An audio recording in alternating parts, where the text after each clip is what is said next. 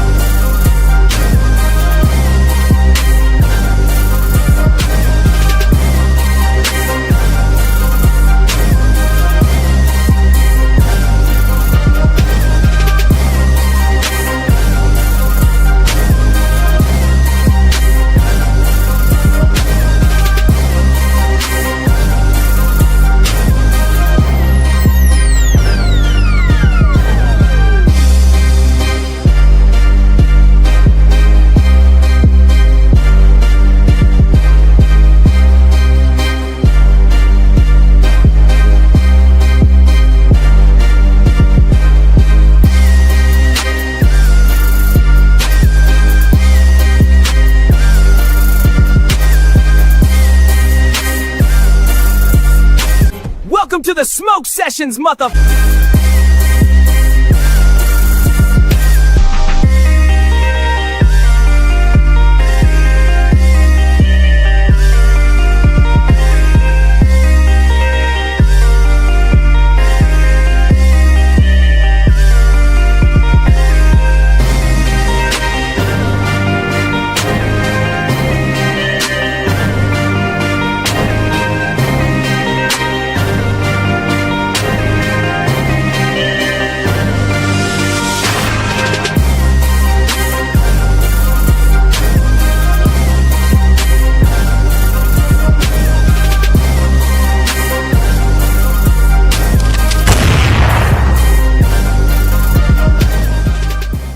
Welcome to the smoke sessions. Hop on in.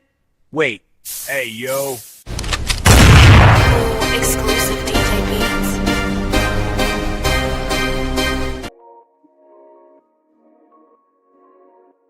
Indeed. Yeah. Yes, sir. Back. You already know what it is. Welcome to Oh. the smoke session. Hold on. Let me. Oh, dang. There it is. There and Like there we always. go. I'm And NapGod7. That's K views. Follow us at NapGod7. Follow him at K views. K.Views. That's NapGod7 Meltzer, baby. Make some noise. I saw what you did there, bro. I saw what you did there. That was some slick stuff there. Napster P has said two things today. Number one, Pat McAfee is the savior of WWE. And number two, he wishes Farouk was never the leader of the Nation of Domination. But we'll talk more about that later on. I'm just kidding, Napster P. He's like, you son of a bitch. Anyway, man, my apologies. Look at the little. Hey man, Pat McAfee better not cost my boy, my GOAT, Randy Orton, the championship. This better put him in the 15-time world championship.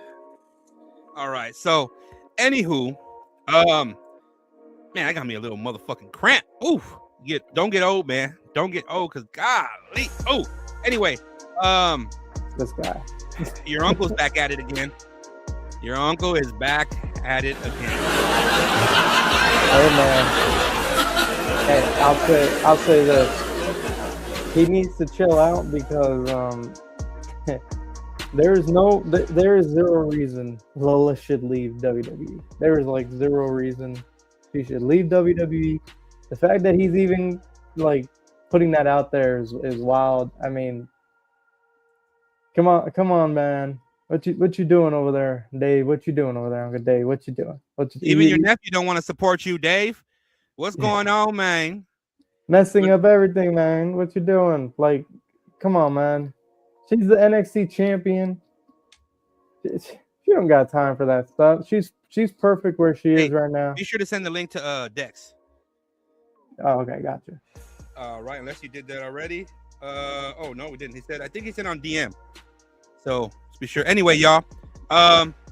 Again, we got a special show today. That's for Absolutely. damn show. Matthew Mashler. Mr. Napster P say, man, call him Matt Mania, baby. But either or, the owner of Boca Raton Championship Wrestling. Yes, that same owner who is going to be in Vegas for the Vegas vacation, baby. And not only that, are you ready for this, man? It's against Joe Coffey. Ooh. The rude dude. The rude dude, man. Matt motherfucking Riddle. So as we get Dex up in the building, let me go ahead and, of course, shout out our sponsors for today. Very simple. Make sure you're 21 and older. But it's Smirnoff. Oops. It's Smirnoff. Smirnoff Ice. For the summer, get you your red, white, and berry. Get you your lemon shaved ice flavor. Get you your snow cone flavor as well. Or, of course, this is, like I said, your bomb pop here and the cream pop. So, again, today's episode is brought to you by Smirnoff. And, yes, I will be drinking. It will not be just for show. What up, Dex? A.K.A. Mr. OG. A.K.A. Hey, stacks on Dex. You know what I'm saying? When it comes to the cards. You know what I mean? How you doing, sir? Hope you're doing well today. Hope you're feeling better as well. Yeah, for sure. Yeah. That's for sure. Yeah, I'm good. Back, yeah. Like, no point being sick now. The weekend's over. They said, Dex, we need you here, bro. We need you here.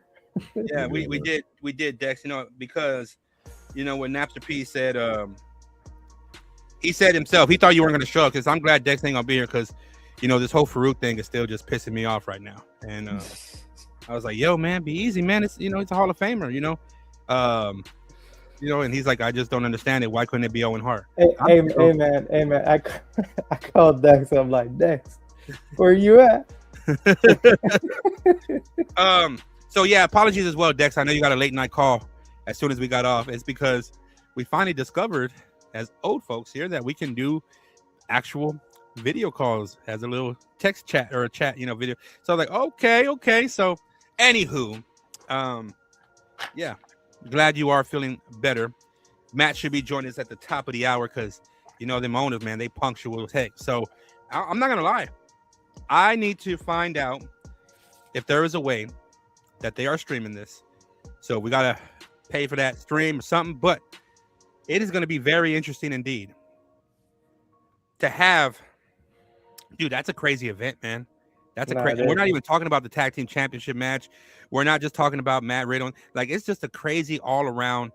The amount of names that are on that card, like, you would think it was an NXT pay-per-view. NXT, and, like, you know, it's pretty.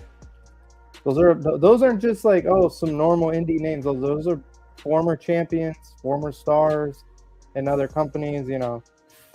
And just so you know, heads up, shout out to Big Ben Bishop too, by the way, because he's one of the, you know, hardest workers here in the, you know, making a name for himself. Things didn't work out at the WWE trial, but yet he's still here. I think he's going to be pulling double duty that day. As a matter of fact, I know he's got a match with Riddle, but I also think he has another match on the 15th. I got to figure out, let me see if I can figure out with who again. I did save his email so that we can talk to him. You know, he's facing, you ready for this? Yeah. He's got Matt Riddle that same day. So Matt Riddle is also pulling double duty that day. So, Hey, listen, like, when you're big stars like them, hey, you know, it's gonna be interesting. You just go, you just go. But hey, yo, crazy part is same arena, yo, because I guess it's, you know, same. Look, it's gonna, and it could, you know, it's gonna be interesting indeed, because Ben Bishop got a tag team match with Boca Raton Championship Wrestling. So, and now and then of course Matt Riddle in the main event, and then now we got Matt Riddle versus Ben. That's jeez, man, Vegas is gonna be crazy. what did I say? Who is y'all see the rundown for Raw? I haven't seen it yet. What was the rundown? Oh, I don't know. I was asking y'all. I didn't see it either. But let me. I usually get an email, but I haven't gotten one. Well, I should say that I haven't checked my email. I'm gonna check it too. I mean, because the work has been crazy today. But another thing is, did y'all see Danhausen was at the WWE headquarters? My gosh, man, that dude is money. I don't. Today, y'all ready? He's gonna be everywhere. Hey, who's ready to see some of that banger, that crack? We got Penta, Dragon Lee, and Javon Evans. Your boy is bouncy. You ready for this? Yeah, look at Dex. He's like, Yo, all right. Versus Los Americanos. Ole, ole, ole, ole, ole.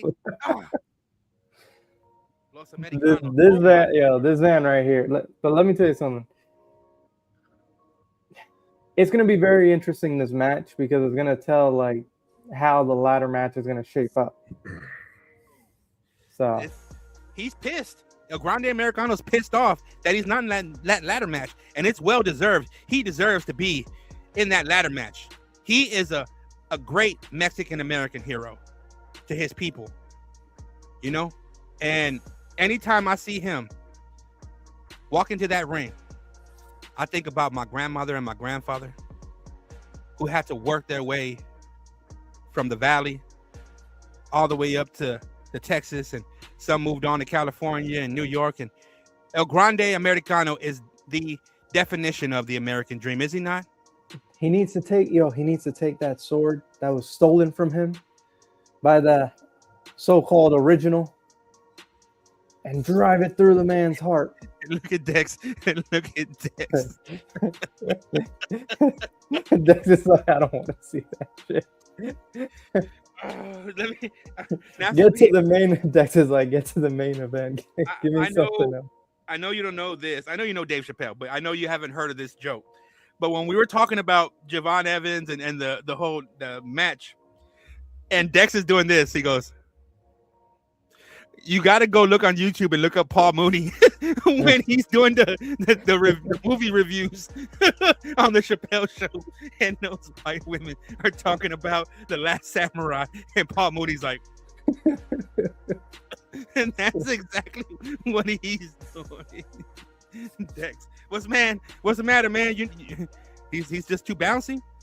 Oh man, dude. You know, it's Javon Evans is talented, but it's mumble rap to me. Oh, I get it. He's a new gen. I get it. But here's the thing, Dex. If he does win the Intercontinental Championship at WrestleMania, you do know that he'll be the youngest, overpassing. Do you know who? I don't know who. No. Jeff Hardy. No. He's like, oh, cool, man. he's like, oh man, you know. Good. Yeah. Good, Dex, so what entertains you? I'll come on here and I'll congratulate him. Okay. Well, tell me that Obafemi Brock match is hype. Is getting you hype at least. Well, I mean. Oh, come on, Dex. You don't want to see. He's not, man. It's underwhelming. Holler at me when it's over. Because is it going to be something different or business as usual? Oh, okay. When you're talking about if they're actually gonna let him win, or is Brock gonna be the one that's gonna take the pin? Okay. I'll tell you this: they better let Oba win. They better let him. He better be the one that wins. I don't care, bro. I don't. Hey, if they let Brock Lesnar win, just forget the push. Like, you need him to beat Brock Lesnar to continue that great push. Yep. But I think Dex is a realist. I think I see what's You see, here's the thing, Nap. It's like, damn, like Oba's getting in these segments that they're having, he's always just getting the best of Brock Lesnar. And unfortunately, when it comes to you getting the best of a certain person throughout the buildup of a match, it usually does not go in your favor. I know. Come game time. Damn, that is, you know what? He's a realist. Sometimes you got to think about it. And it's like, okay, wait a minute. Dex is honest. You know what? Through the comedic responses and sentiments he has. Okay, this might be here's the thing, right? If he loses, oh my god, that's gonna be so bad. I don't think he loses, but I hope. Hey, man, he better not lose. He better not lose. He should not lose. Is it DQ just as bad as it was lost? There's a whole there's a list of other people who should not have lost to him as well. Jeez, yeah, yeah, that's true. But they did. Yeah. Well, here's everything that WWE is gonna hear, like probably for a whole week, maybe a month, if he loses. Where's the "you suck"? Someone needs to add "you suck." And I get it. It's WrestleMania too, right? I mean, it's WrestleMania as well. So I'm not even going to be satisfied with a no DQ with a DQ. I have a feeling that's more of a realistic is that they don't want Brock to lose, but yet they don't want to hinder Oba's momentum. So on a DQ, that's my only fear is that damn. the guys that usually lose to Brock, the push kind of gets stagnant.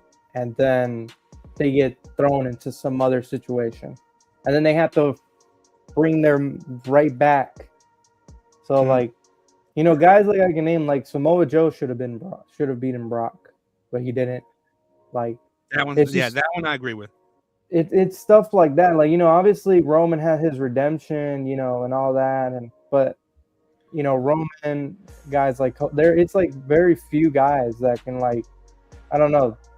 So I hope they don't do that with Oba, but I'm not gonna lie. I'm still upset that Brock beat Kofi like that to take the title off him. Dex is like, welcome to the party, ladies. You know what I'm saying? Y'all late to the party, dum-dums. Welcome.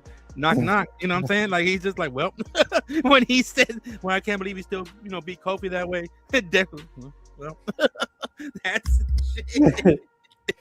Dex said, oh, man. Now you know how I feel. Now you know why I'm looking at this match and going, damn. Once that third hand hits the mat, then holler at me. So okay, so going back to the Intercontinental Championship, then do you guys think that it's because I think Javon Evans is primed to win this match, but do you guys think that they could probably go like another route and have either Penta retain or someone else? I don't see why he wouldn't retain.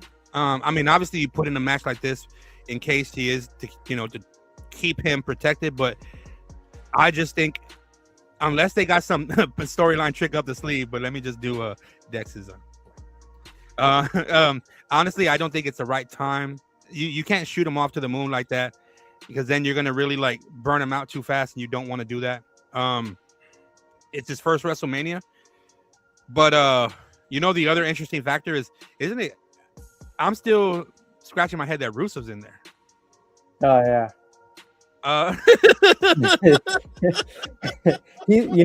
you know what's funny is he's in there. He's the super weight with a bunch of high flyers, so he's just gonna be like throwing people left and right. That's what makes me wonder, man. Does he have a chance? Do I? Do I? I mean, I'll be completely honest with you. I forgot he was in the match. It's okay. A lot of people are wondering why he's in a match full of cruiserweights. All right. He's not. I get. Back in the day when they would throw Kane in, but that was a hot name. I mean, they haven't really done anything to make me care about Rusev. Crush. I mean, he came back. Okay, cool. He's gonna do the clutch like that, and then all of a sudden he's gonna get like triple super kick. Oh Yeah, my he can do the crutch. He can do the clutch on the have to do it on the ladder and do the clutch, and that would be the. I'm not gonna lie, I would have taken Rusev out and put an Americano. I would put him. You know what? I would have said screw it. I would have put Ray Phoenix in that thing too. So, Brock Lesnar and Obafemi will be live today in the same building. In the building, more than likely. Please let them loose. Let them loose. We gotta see some punches and the baddies will be in action. We got Mia Yim and of course B-Fab, who are going to be taking on Io Sky and Rhea Ripley. Shouldn't even have to. So they're getting smashed. I believe. I mean, they got Jade Cargill in the graphics, so maybe she might be. They're gonna get smashed, and then they'll be beat down afterwards. You think that they win thanks to a cheating Jade Cargill that helps? Yeah. oh man, I'm not gonna lie. When are we gonna go fast forward through this Io Sky and Rhea? Like, I mean, all right. Please. I mean, saving. I mean, what's she gonna do? Is this all she's resigned to now? Is running around saving people? Gotta much. save Kyrie from Oscar. Now I gotta save Rhea from. Hey, all this time you saving all these people, you getting your ass whipped. Who's saving you? Nobody. Nobody. You must Anytime save Rhea somebody, tries to Io. come in, Go find a mirror and point at that person in the mirror and say, "That's who I need to save next." Right. Mind your own damn business. Yo, absolutely. That's a lesson to everybody out there. Look in the mirror and point it to the mirror. You're the person that gotta be saved next. You yourself. But here's the thing that I just like. Can we turn her heel again? Like, I want to see her a heel. Like, I don't want to see like face Io is good and all, but like the one that was like cursing people out in NXT was hilarious. Like that was the one that was like that was cooking. But now it, like you said, she's reduced to being the Nikki Ash. And we're gonna hold that thought on Raw because I look at Dex before Dex loses his damn mind today. Because we did have Finn Balor and JD McDonough, but nevertheless, I'm gonna go ahead and turn off this sound real quickly. Oh, I turned off I did turn it off. Okay, so ladies and gentlemen, we want to welcome a very special guest to the Smoke Sessions. We need people to understand something. What Matt is doing right now. The card, just one card that you see, inject into my veins.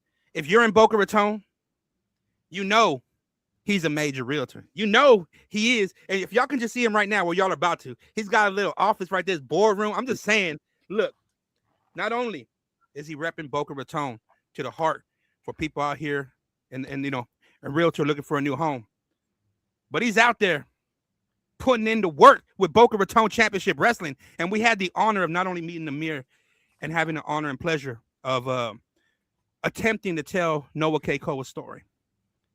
But now let's get to the founder. Let's get to the owner. I know it's a long applause, but ladies and gentlemen, we're going to welcome Matthew Mascular to the Smoke Sessions. Let's go on and welcome him. We're going to throw him right here in the middle as well. Look at how this looks. Let's do it like this. My crew didn't give you my entrance music, huh? They did not. I would have definitely played the entrance music as well. Matt, nevertheless. The Matthew Mania. How are you guys? We're doing great. How about yourself, Matt? It's a beautiful Monday. So it is. And again, you don't understand the first off, I think when I ask now, I'm going to go on the website. If there's any way to stream Vegas Vacation, by all means, and support and let look, we're going to put all that information out there because best believe we're going to be watching it so we can give our post-show reaction because I know this guy right here, Napster P, is about to get himself in some trouble if you ain't seen the other show. But nevertheless, Matt, if you want to introduce yourself to the people who don't know who you are, and look what it says, CEO of Boca Raton Championship Wrestling, boss, legendary, GOAT, Boca Raton real estate, bro. You see it right there? Stop playing with this man. But anyway, Mr. The Matthew. hottest brand right now. Look at that. Hey, you let them know. If they don't know your story, you give it to them. Who is Matthew Maskler? All right, everybody. Well, thank you so much for having me. I'm so excited to be on the Chemistry Lab in the Smoke Session. And I'm Matthew Maskler. I'm a real estate broker from Boca Raton, Florida. And we started Boca Raton Championship Wrestling about 3 years ago, and it's doing great. I'm lucky enough to live in the great state of Florida, which among other things, if you remember back in COVID, only essential services were open. Well, the governor signed a law that professional wrestling was essential, and Florida was the home of the essential service of wrestling. It was the wrestling capital of the country.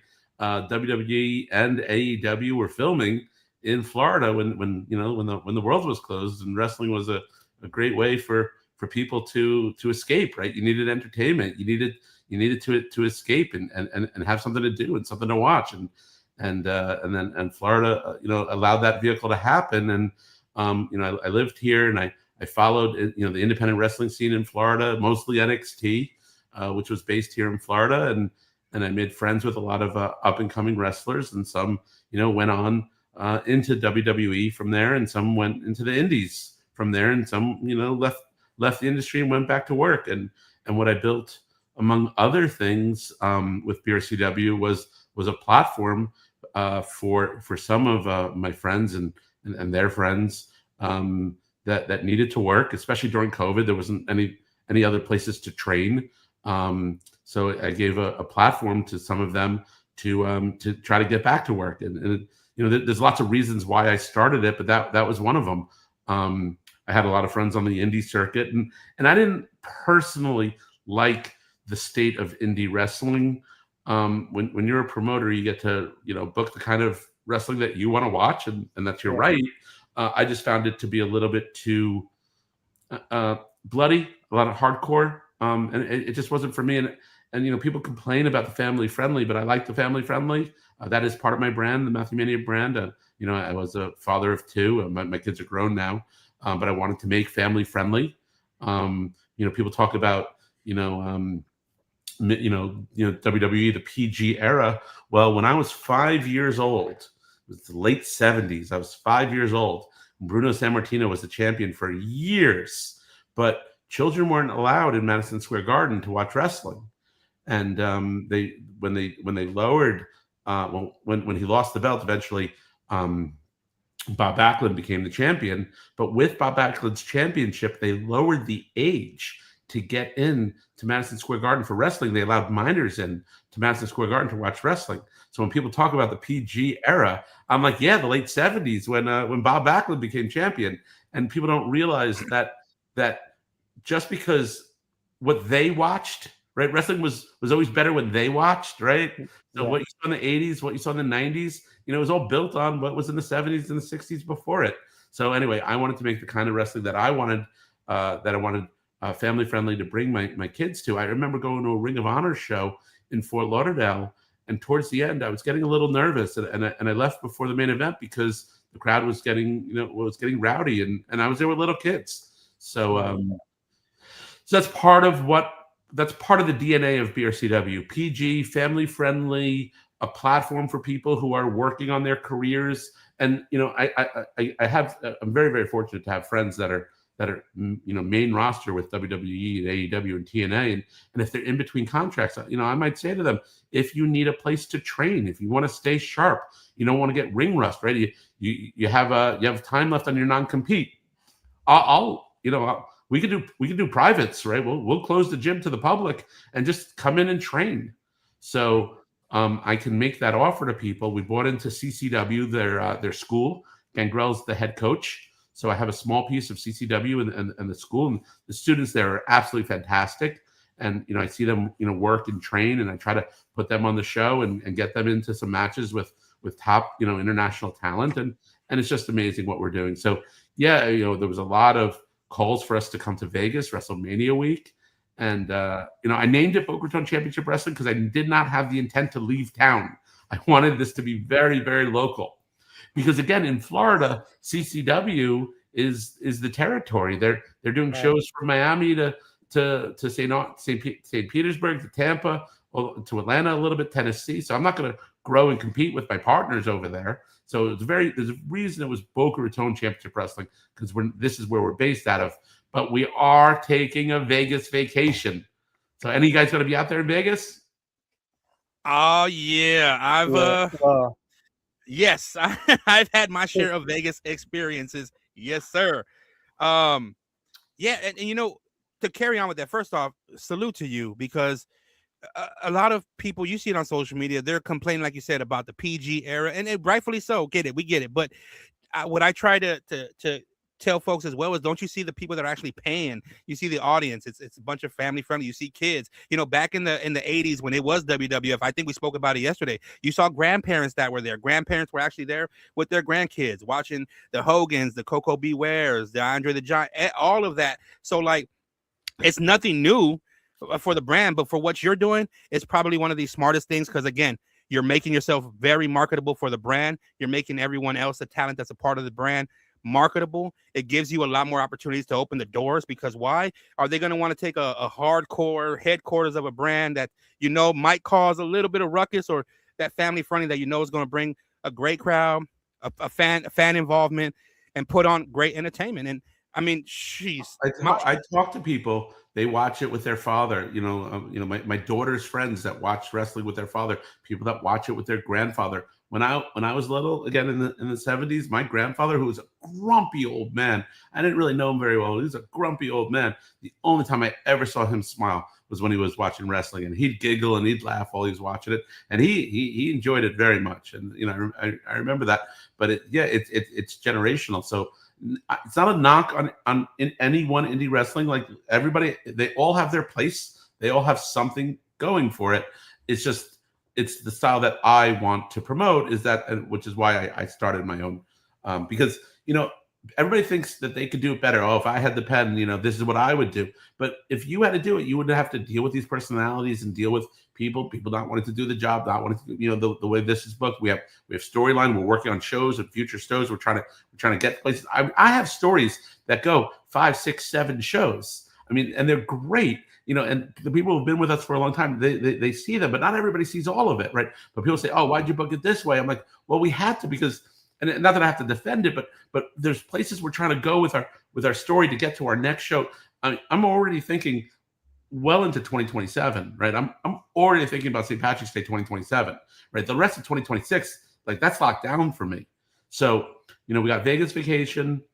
We do a show in Miami the night before the Jericho cruise. Ooh. So that's called Cruising for a Bruise, and this will be the 4th one. We get a lot of support from the wrestlers on the cruise. They all, about a week before, they all call me up to get on that show because they're in town and they want to get a payday that night. Yeah. But I gotta tell like top stars, I'm sorry, we don't have a spot for you. And they're like, well, you have a spot for Cha-Cha Charlie. I'm like, yeah, because he's the brand. Yeah, yeah. And shout out to Cha-Cha, I love you. I don't want to think of burying him, I will say that I do appreciate what you're doing also, because you're basically giving homes to guys that, whether like you said, they're either in another company that's struggling right now, that they can't find their place. They come to where you are, and then they start growing their own platform, they grow their craft. And then like you said, I was comparing the card to like an NXT card, because it does feel like an NXT field, because when you look at the names, it's like an NXT roster, like stacked roster names, and it was like, so that's what we were talking about it. So we are strong in NXT 2015. If you were watching NXT, yeah. If you were right when it went off YouTube and it went on the network, right? Mm-hmm. If you were watching NXT on WWE Network, right, that's where we are. You were talking on the intro. You were talking about Noah Kikoa. Was he on the show? Yeah, he was on the show. Yeah. Just this past Friday, he was on the show. All right, I gotta check that out. So he's fantastic. He is. And I hated him in NXT. I just and everybody, the audience, you see old ladies, little children, you suck. Right? and maybe at first, because I was going with my kids, but maybe at first I didn't really get it. Like, but like he wasn't even getting all those reactions. It was a weird heel reaction that he would get. Like like Randy Orton as a heel, like nobody doesn't like Randy Orton. They could boo him, but you could tell he was loved, right? Noah could come. It really felt like people hated him, and I didn't realize how good that art was. And he wasn't. He came to my first show. He wasn't my first pick. I'm on record as saying that. And he was such a good heel. I didn't truly understand heels until really Ciampa, Tommaso Ciampa, when Y blew up, and he went heel. That's when I really first started to understand the art of the heel. Velveteen Dream, he was a great heel in NXT. He really got you to boo him, and you need to cheer. You need to cheer and boo because there has to be a reason to fight, right? In UFC and boxing, right? You want to see these two guys. You want to see who's going to win, right? But in wrestling, you want to see a guy get his ass kicked. Yes. And it's a difference. And you want to see Noah get his ass kicked, and he has to be a good heel. He has to get under your skin in order to make you want that to happen. And he's one of, like, in starting the company, and it's watching him is one of the greatest satisfactions I have in the company is watching him work. Like, if I didn't have BRCW, I wouldn't have been able to see. It's been 3 years I've been watching. He's been every show since the very first show. He's been BRCW champion, and he really could, teach or give lessons on, unless he's just a natural on presence, on story, on reading the room, and he's really an amazing talent. And he fucking sucks. I hate him. Well, I told him, I was like, if there's like a bad like a bad guy movie, like he would fit perfectly because all he needs is just the shades with him, just the way he's like standing, because he's a tall guy too. So, also I told him I'm a bigger fan of EJ. That's what I'm about to say. We're gonna call it like we see it. He's a bigger fan of EJ. Okay. Noah was very professional in the fact that he politely invited Mr. Knapp God here to a show, so that way he can give him a formal welcome, So he but Noah was definitely walking that edge. But hey, you said you fucking hate it. EJ Nduka, another one, the judge, very well trained, went through the whole NXT system, but he came out of it during COVID, and WWE did a lot of cuts during COVID, as every company did, and they could have had something with him, and it's a shame that you couldn't watch that grow at WWE, but MLW picked it up, right? And MLW really, they got a great looking guy, well trained guy that they were able to promote and really run with it. I think he has a lot of room to grow in a bigger company, either in WWE or AEW. The difference though is heel or face with him. Right. I think he can play both. Noah, you just want him to be heel. You want him to get his ass kicked. But EJ, he could do both. He's really talented, and I think that I don't even think he knows how much further he can go if he keeps training and keeps grinding and keeps working. I think the sky's the limit for that guy. So I'm gonna try and get into my Stone Cold Broken Skull session here, interview. But no, you're sitting. Do you remember that moment where you were at when you said, because again, it's not like you did this overnight. It's not like it was an easy decision for you. It took a lot of obviously thought process, strategy, of course, a business mindset for it, a marketing plan. But where was that point where you said, you know what, I got to do this. I got to pull the trigger on this. Like, it started when I met Nelio Costa from CCW. And he invited me to the shows, and I didn't want to go to the shows, and it kind of broke his heart. And we kind of talked a little bit about doing my own show. My partner Neil the Heel, if you know Neil the Heel Glazier, he started going down to the CCW shows and doing some ring announcing. And we were brushing up our skills, and it was really supposed to be a one-off. It was my brand was Matthew Mania. It's my podcast, Matthew Mania Podcast. So my brand's Matthew Mania, and the first show was Matthew Mania and CCW presents. It was like a joint effort, Boca Raton Championship Wrestling, and it started off as a one-off, and it was there was another wrestler. I don't know if you know Lakai.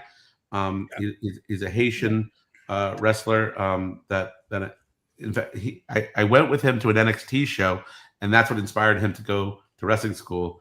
Fast forward, he became the champion at Gangrel's Wrestling Asylum, which eventually merged with CCW. So so I wanted to give Lakai the spotlight on the first show, but it was really meant to be a one-off. So we did a ladder match, 4 people.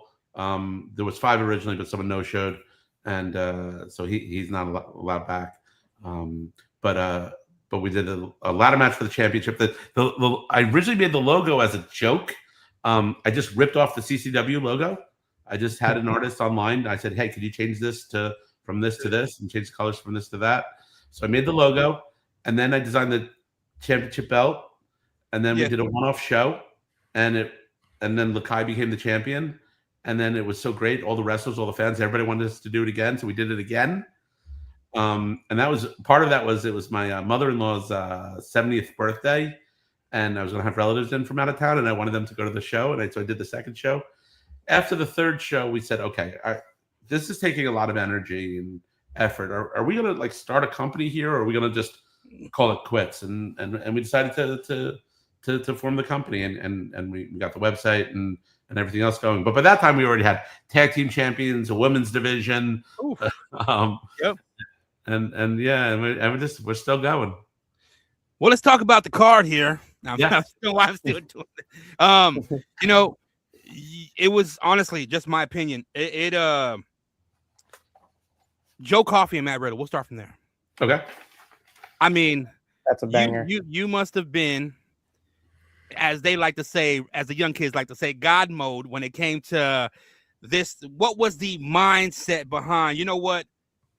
This right here, Coffey versus Riddle for Vegas Vacation. What was your thinking there? Because that one right there, I'm not lying to you. So again, I was putting the show together basically just reaching out to all of our guys. Are you going to be in Vegas? Right? I didn't want to pay for transportation, hotels, flights. I wasn't flying people out to Vegas. I'm not flying Cha Cha Charlie out to Vegas. But if you're in Vegas, you're on the show. Right. So again, EJ Nduka was going to be out there. My son Saboka, Noah Kakoa was going to be out there. Riddle was going to be out there. We hung out with Riddle a lot last year, and he's he just lost his tag team championship, and so Riddle was out there, so we always knew we were going to headline with him.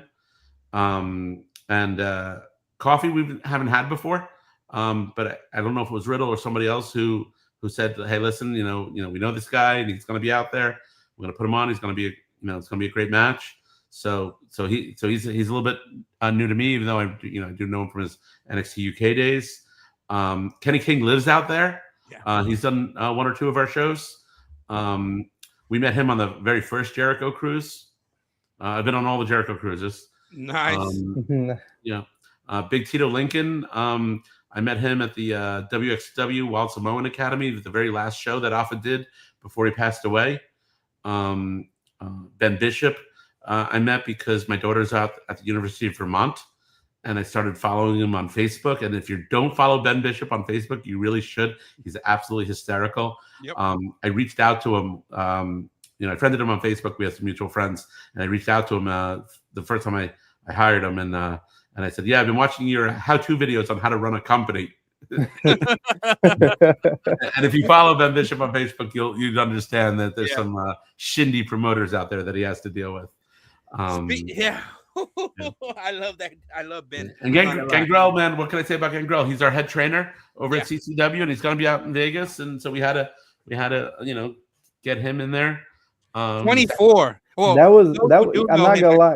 When I saw Gangrel on the card, I was kind of surprised. 'Cause I remember years ago I was watching him in SW Fury, so Uh-huh. like the fact that he was there, I was like, oh man, this just got elevated. Because I was like, as a kid watching the Brood, I was a big fan also of the way the Brood. So like seeing that and how he's still going, that the Yeah. man is timeless. Doesn't age. It's crazy. Yeah. So he was training my friend Lakai, and I went to an event, and Lakai asked if he could bring a couple friends. I say sure, and he comes in. He goes, "Hey, these are my friends," and I'm just standing there. I'm like, mouth open. I'm like he didn't tell me like he was coming. I'm like, oh, like me and Neil, we were speechless, and our wives were like, talk, like what's happening? But yeah, it's amazing that the people on this card that I can call friends. I have, whether it's Gangrel or Matt Riddle or Kenny King. I'm so blessed to have friends in this business, and that's why I keep it going. Reese Maddox, he's training, he's a kid, but he's going to be on this card. He's working 8 shows that WrestleMania week. I mean, he's going to be working the whole week. It's amazing. Frank the Clown, Ellsworth is I'm gonna be there as well. I'm also a big fan of Matt Taven, and I saw Yeah. that 3 or 4 weeks ago that he was there. I saw the match. I thought it was like a great match. Like the way he was presented to how like it ended, it was just like so. Is that the first time you saw sexual Taven? Yeah. Yeah. Yeah. Like Sexual Taven's not the same as Matt Taven. yeah. But what was funny is that like is he like, was that like his first show doing it, or was it No, we've had that, maybe not since the first show, but since the beginning. So Matt Taven has a character called Sexual Taven. Yeah. And he's been working that in Florida and at CCW, and he comes to the ring accompanied by a saxophonist. I'm blanking on the name of that song, but it's one of those little sexy groovy songs. Yeah. And did you catch it where the music kind of brought him back? Yeah, I did. That's what I was like. I didn't watch this one played back yet, but you watched the most recent one, the Birthday Bash. Yeah, the one. Yeah. So did you catch it where without the saxophonist was knocked out and the audience started humming? Yeah, that's why I was like, that's because as soon as like it stopped, I thought like at first I thought it was like speakers built in, but no, like if you listen closely, it's the audience that's the audience. It's humming the theme. It's like, it was like I was like, oh yeah, no, this fan's over there. It's like no Matt Taven. There are people that will message me, is Matt Taven coming? Like that's how they decide if they're buying tickets. But no, Matt's great to work with. And I remember, what was it? It was 2019 when WrestleMania was in at MetLife, and Ring of Honor New Japan did the Super Show at Madison Square Garden. Right, Matt Taven won the New Japan Heavyweight Championship or Ring of Honor. No, the Ring of Honor. That ladder match. Yeah, because he's one of or arguably probably the greatest like Ring of Honor champions. So that's why I was like I saw even when he was like facing the Righteous and he had I followed Matt Taven through a lot of his career. So when I saw him on there, I was like, oh, I gotta watch that. That's when I saw Matt as a fan. I saw Matt at that Ring of Honor show and on one of the cruises. And then in 2021, when WrestleMania was in Tampa, when we were coming out of COVID, we're friends with my friend Stuart is friends with Jerry Lawler. And they were working WrestleCon with the same management. So I met Matt for the first time at that night, and I mentioned I met him on the cruise and at the Ring of Honor show, and we started talking then, and then when we started the company, we brought him in, and he has some great shows, and then there's a local talent CCW guy, Gangrel trained Damian Finrear, and so I said to Damian, and this was a request from my wife that she wanted some better looking guys at the show. I mean, the Righteous, they're good wrestlers, but they're not eye candy. Sorry, Dutch. Yeah. So yeah. So I said, who can we bring in? And we brought in Damian Finner, who we've had him before. And I said to him, I go, Damian, you know, it's hard to pronounce. I don't know what that name is. It doesn't ring anything. Damian Finner. I don't, you know, but you know, why don't we use your initials, like MVP and Triple H, MJF? Yeah. Use initials. Like, I don't know your middle name, but you know, maybe, you know, is it Thomas? You could be DTF. So, Yeah. So I also noticed because it actually caught me by surprise. Shayna Baszler. yes. Was that caught me by surprise because when I thought it was I thought for a second when I heard it, I thought I heard it wrong, and I was like, wait, Shayna Baszler? Like, I was like, and then when she came out, I was like, oh, and then she's the champion. I was like, oh, okay, like they have her too. I was like, oh, okay, yeah. So that got me to continue to watch. Yeah, I don't want to even talk about DTF if we're talking about Shayna Baszler, but just to finish it out, DTF down to fight, and we had DTF versus Sexy Matt Taven, and we created some great stories with that. But yeah, no, Shayna Baszler, you know, I didn't know her before this one. That was one of our creative guys reached out to her. We wanted a big name for our women's division. And you know, she was available. And again, living in Florida, right? You don't have to pay for flights on some of these people.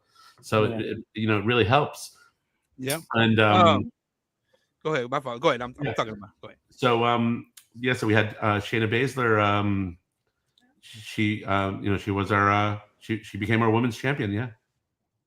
No, that was crazy. That was awesome too. I was just like surprise after surprise. Like it was like I really enjoyed it. Like I watched like the full thing. But yeah, the Matt Taven thing really it was funny, entertaining, but also like just it felt not only like family friendly, but it felt like fun. Like, you know, you go like you said, and it felt like a bit of Ring of Honor mixed with like NXT. So. Yeah, I'm glad you caught that because I put a lot of into my creative, and I'm trying to create fun.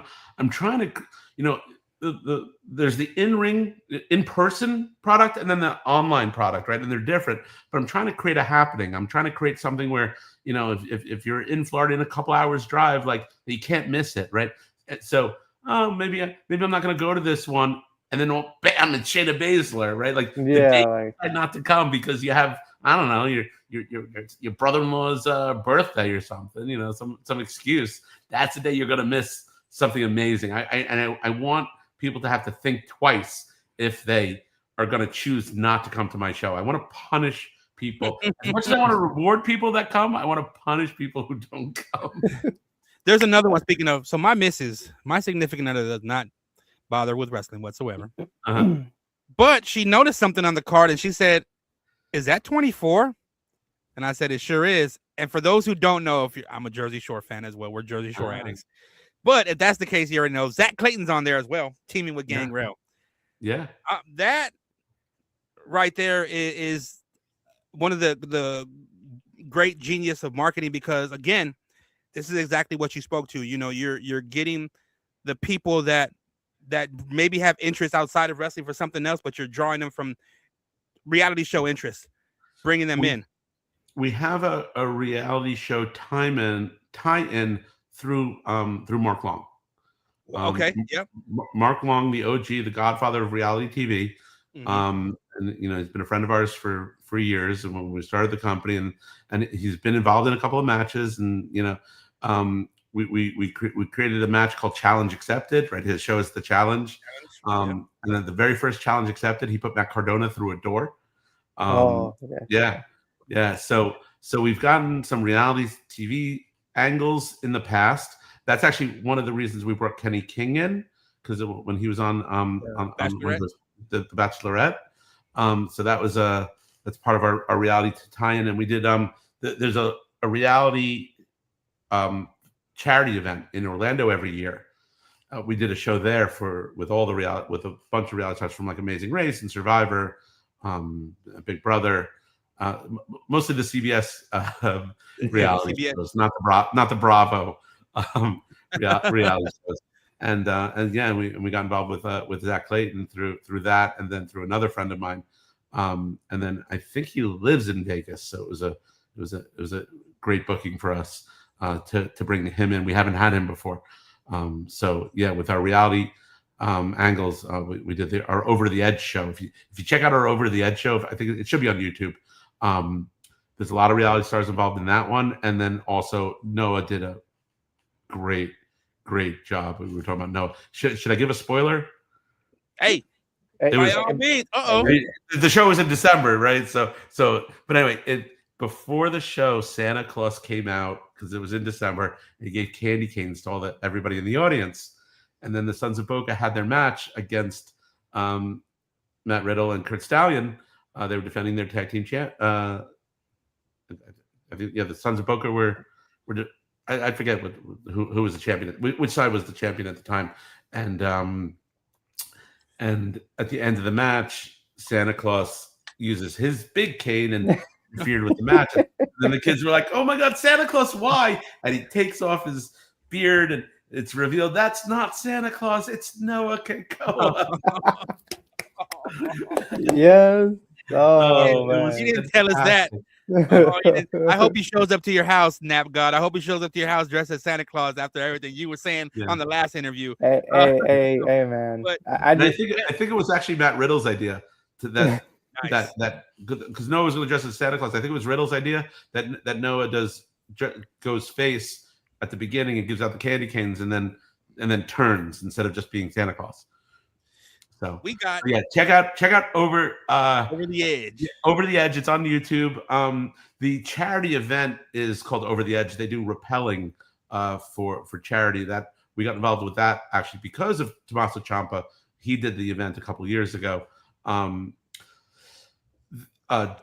reality shows, Johnny Fairplay was involved. He's our cruiserweight champion at the moment, and I will give you another spoiler because maybe this will entice you to watch Over the Edge on YouTube. Johnny Fairplay and I get into it a little bit, and I end up in the pool. Oh, yeah. Okay. Dex has been there quietly in this now. So it will be worth watching Over the Edge just to watch me get thrown into the pool. That is going to be, and you know what? I think we're going to have our own little reaction party and watching some of these past clips for Boca Raton Championship Wrestling. There's something that stood out to me is Miss Roman and Christian Blaze. In this card, the Vegas Vacation, you got Roma and Christian Blaze. They are right there. The thick of things. Let's talk that direction right there. Both talented stars. We're not even going to say talented indie wrestlers. Both talented stars. Both that have the hunger for more, and both have everything to gain, but at the same time, potentially everything to lose. It's, hey, every step in this journey counts and matters. Let's talk about Roma and Christian Blaze here. Vegas Vacation. It's going to be a great match, and I think with the name Blaze, she might fit in on the smoke sessions very well. And for the record, I think I'm the only person that participates in the green effect. You don't smoke, right, Dex? No, I do. Oh, you do? Oh, well, there's two of us. Sorry, Master P, he doesn't. But yeah, we decided to name it the Smoke Sessions, not only because of that, but hey, look, bring the smoke. You want the smoke? Come bring the smoke. I drink a little bit, but they're those two are the puff. I'm the one. I'm the hype person. Don't give him any. Don't even. I told Noah, don't even give him a buzz ball. He'll be all right. Don't even give him a buzz ball. Hey man, I'm in the Orlando area. I told Noah if he wants to come in and pick me up and throw me, hey, go ahead. The other interesting name, we got it up there, is Chins Vaughn. Chins McMahon, you know who it is. Jimmy Ellsworth. Ellsworth. Obviously right there with Frank the Clown. There's you. There's Red Cup Jeff. But Jimmy Ellsworth is a name out here that, like, okay, wait a minute. Let's talk about that. His involvement. Is he going to be, wrestling somebody? Is he going to be maybe potentially, just a guest? I mean.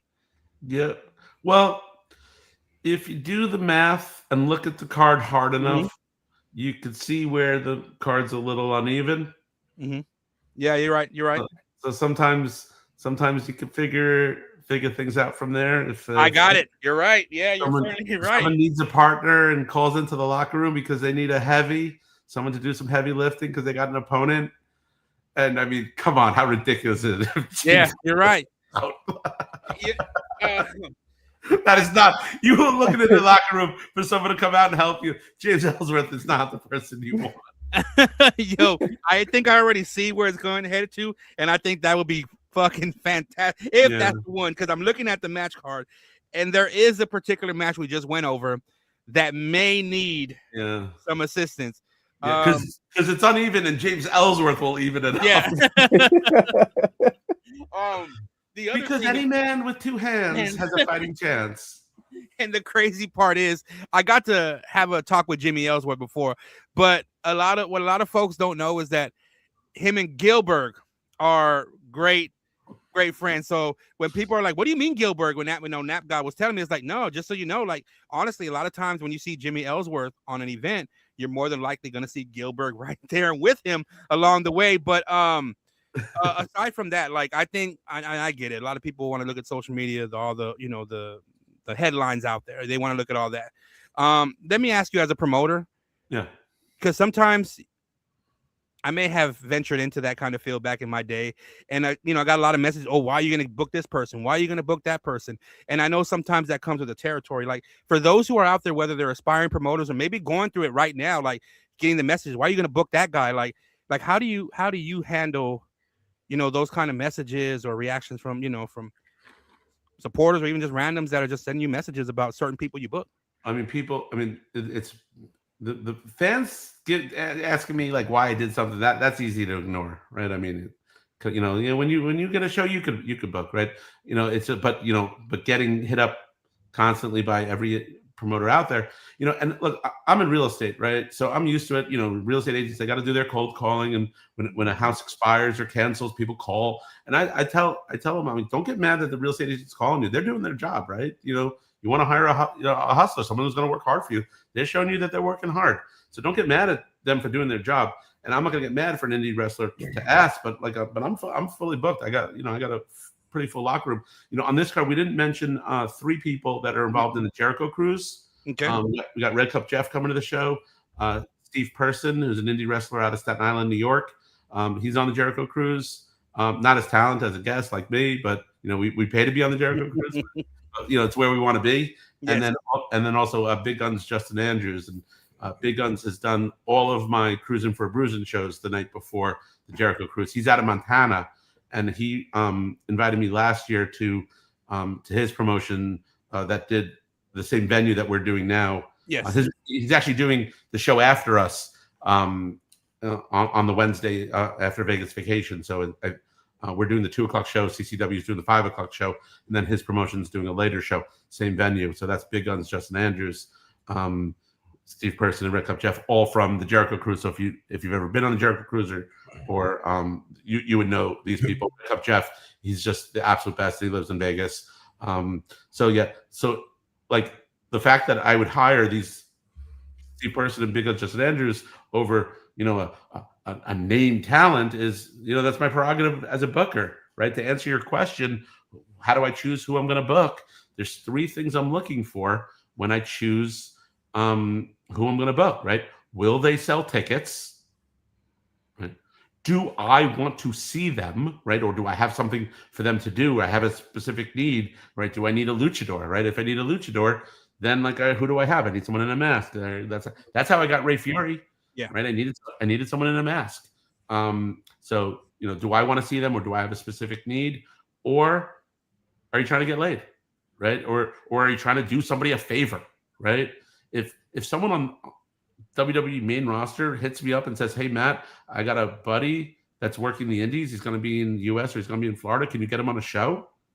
Right? I'm going to do a favor, right? Yeah. So I call it wanting to get laid, but it's just it's trying to hook somebody up. It's trying to do somebody a favor, right? So if they sell tickets, if I want them for any particular reason, or if I'm trying to do somebody a favor, right? Those are the reasons I'm going to book someone. So if you're an indie wrestler, a great indie wrestler, and you hit me up, right? I have to go through those 3 things, right? Do I need them? Do I need this person? Do I want them for any reason, or will they make my show be better, and will they sell tickets, right? I know Matt Taven will sell tickets because I know 15 people that will buy tickets if Matt Taven's there. They won't buy tickets if Matt Taven's not there, right? So he'll sell tickets. I know Matt Riddle will sell tickets, right? I know Joe Coffey will sell tickets. Yeah. So that's what I'm looking for at the end of the day. Is obviously, it takes it takes a group, a collective to really get the brand moving, the wheels, this nonstop, things of that nature. A tire falls off flat there, you got to go right back in, fix that flat, go right back on the road, things of that nature, metaphorically speaking, of course. But because you talked about creative, that you're really big on that. You try to put stories that even build 6 or 7. And again, we appreciate so much of this time. We truly do. We're getting your sites and everything together. We want everybody to see this here. But what is do you got like a creative team, or is it really just you? Like, is it like a, as far as the creative side? Because I know, especially you got to build for these events, build for Vegas. But even then, that's one little vacation. We on to the next one. We going back home. We doing. So like that process, is it, There's 6 of us in the core that are running this this operation. We put someone in as head of creative. I don't know which of my guys. One of my guys hired him. I actually didn't hire him. One of my guys hired him. He wrote for WWE for a while. He wrote for MLW for a while. He lives local. Oh, if you're on Twitter, WWE Creative-ish. If you follow that Twitter account, he runs that account. So we put him in charge of creative. If you're not on Twitter, check it out. He's absolutely hysterical. He's just live tweeting and just like abusing the shows as in real time as it happens. And so it's me, creative, my partner Neil the Heel, Justin does social media, Thomas Thorgood from Mike's Type Entertainment, Pure Energy Entertainment, does our production, lighting, and stuff, and Nelio from CCW, and my friend Stuart. My friend Stuart, I went to high school with. We've been friends since then. I'm 52, so that was a long time ago. And he's the one that, like, when I first started watching wrestling and with my kids, and I didn't even know how to get a pay-per-view. So he's the one I have to call and ask my questions to. So that's the 6 of us that run it. All right. And again, I know we're kind of getting more towards, but sometimes you got to like bask in your success, Sometimes, a lot of times you're always on the go on these shows. You don't have time to just, can't believe I did it. Can't believe we did it. Like, I used to book artists. I used to do little shows, music concerts, and things like that. So I kind of understand. And even my first time around, it was just like, I kind of got a little overwhelmed and emotional because it was just like, you finally, the momentum runs off, the adrenaline wears off, and you're just left there with your collective thoughts and just, what was it like? The first show in the books, it's done. I mean, what does Matt Mania do? Just, he just first thoughts to himself, first successful show. Yeah. After, it was a lot like what we would do after an NXT show. We all went to L House. That was great. I mean, the day after my shows, I can't work the day after my shows. It's just what you said. It's just basking in the glory. It's just amazing. Like, and the Cruising for a Bruising show is hard, right? Because, the last 2 we put on a banger of a show, up all night, and then we all, like, all the fans that stay in the hotel, like 150 people, then we all go on the cruise together, right? Like, that was probably the most basking was last year after Cruising for a Bruising, because then it's just, and then people come up to me on the cruise and tell me how great the show was, and it's just, even Nap got over that, telling me how much he enjoyed my show. I mean, that just means the world to me. Yeah. So, I was because I'm not gonna lie, when it comes to WWE and like, he's more the WWE guy. He's more the WWE guy. I'm more like the AEW, MLW. Like, I like to go and I like to watch because, like, I just love pro wrestling in general. So when I saw this and I was like watching the match and everything, it just brought like so many different like feels of how like the older NXT was, the older Ring of Honor. So like it was just like a great show overall, and I was very entertained. And that Matt Taven thing was just hilarious. So. Yeah, it was Yeah, you got to go back and watch some of the older ones because like I said, we partnered him with DTF, and I don't think I finished that story. Right, he's down to fight, but he's a really good looking guy. They fought against each other, then they partnered up, and then they fought against each other again, and we did some great stories with that, and we love Matt Taven, and I have to figure out for August for Summer Smash, I have to figure out what my next Taven story is going to be. The other fun thing about him is I don't think we do it, but between him, myself, Matt Riddle, we have a bunch of Matthews. And, Yeah. I'm trying to take a Matthew picture. There's a couple others. Even if it's not their ring name, there's a couple others. So it's a good name. It's a good name. Tell Matt, I don't mean to interrupt you. Tell Matt, but too, by the way, we did reach out even before we even had Noah on the show. We spoke with Misha as well. Well, Nap God did, trying to book him for a podcast. I think this will be perfect for him. But let him know, hey man, Smoke Sessions out there following you, man. They're trying to get a hold of you, man. But nevertheless, what I wanted to tell you though is I know there's a lot of talent out there that they just grind and waiting for an opportunity. They maybe not be sitting on the sidelines, but they humble. They're just playing their position. You playing their role. For talent like that, for that you might even have currently on the roster that maybe call you, kind of as we phase out here, like what I mean, give to yeah, I mean, we're not hiring. We're selling tickets to fans. We're really not hiring new talent. I would need 3 shows to get everybody that I want on my shows, right? And I really one of my goals is to focus on some of my students from CCW, right? So if I bring in a student from a different school, right, that's not fair to my CCW, my students that are setting up the ring, right, and they're there and they're in the locker room, and then I got to bring somebody else in, and so I'll bring in a name, but to build someone new, there has to be a reason, and there's a lot of them on the card that I am building, right? Tito Lincoln, Reese Maddox, Ben Bishop, right? There's a lot that I am bringing in. So we have to really I have to really be careful. Yeah. And I have to go back to what I said about, are they going to sell tickets? Do I want to see them, or am I doing someone a favor? So yeah. And that I love that. I love this. Matt. By the way, I have it. I pulled up, so I want to just share. Yeah, we're going to share a screen real quickly. We're going to share a screen real quickly for you, Matt, here, so that way people can see. Whenever you're ready, there it is. I'll go ahead and I'll just place it up there. He's got it there. There it is. Look. Okay, so this is MatthewMashler.com, right? Yep. Yeah. So for Scroll work, down. it's realestatefinder.com, and then Boca Raton Championship Wrestling, and they got the Matthew Mania podcast, the Real Estate Finder podcast. I have my Pro Wrestling Tees shop. Yeah, and then some other signature things. Click on the Boca Raton there. Yeah, yeah, for sure. Because that's so we do know that you got obviously the Vegas vacation coming up. Click on it again to get to the website. Click on again to get to the website.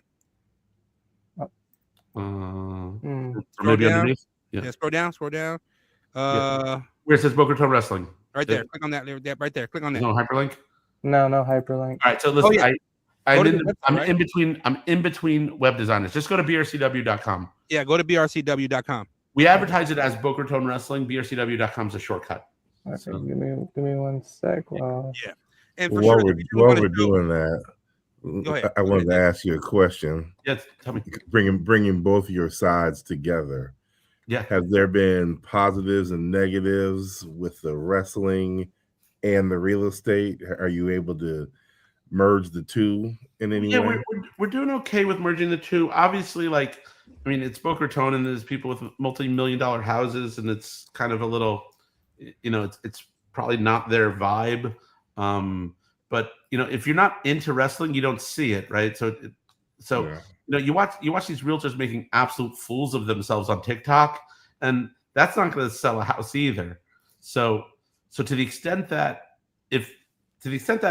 I'm exposing an audience and I'm getting customers, it's great, and exposing my houses, that's great. But to the extent that someone says, "Oh, it's tries to shit on it," it's like, well, fuck you. We can do what we want, you want to sit on a boat and do nothing and drink beer with your 3 friends, go for it.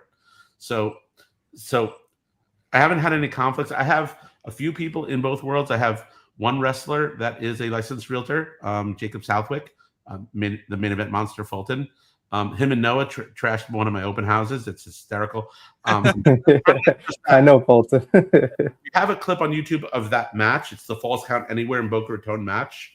I we have watched that on YouTube. the other day. They fought in the mall. They fought at my open house. They fought in Meister Park. Falls Count Anywhere. And that was the first Boca Raton match I'd ever watched, and I was like, it was great. It was funny how they kept catching up to the car. Yes, going into the house, into the pool. No, it's definitely a match you should go watch. Yeah, for sure. All right. Okay, here we go. We got it pulled up. Boca Raton, Yeah. BRCW Championship Wrestling. Yep. There's Right so there, much you see it. Facebook, X, IG, YouTube. Just click on them. You don't have to be. Not you, but yeah, click on the links. But look, there's that first show coming up. You see it.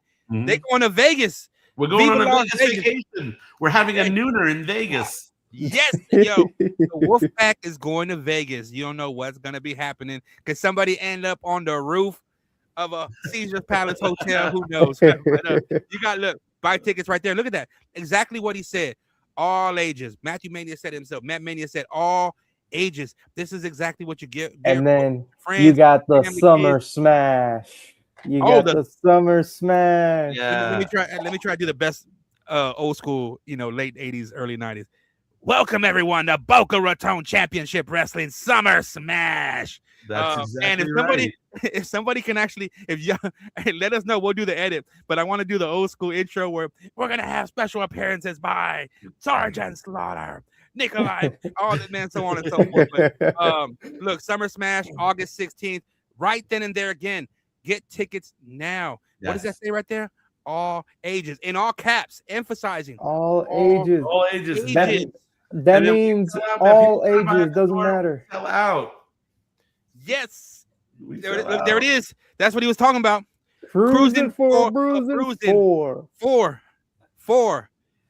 He's about to have more trilogies than the Twilight Saga. You already see the All Stars right there. Look at the All Stars.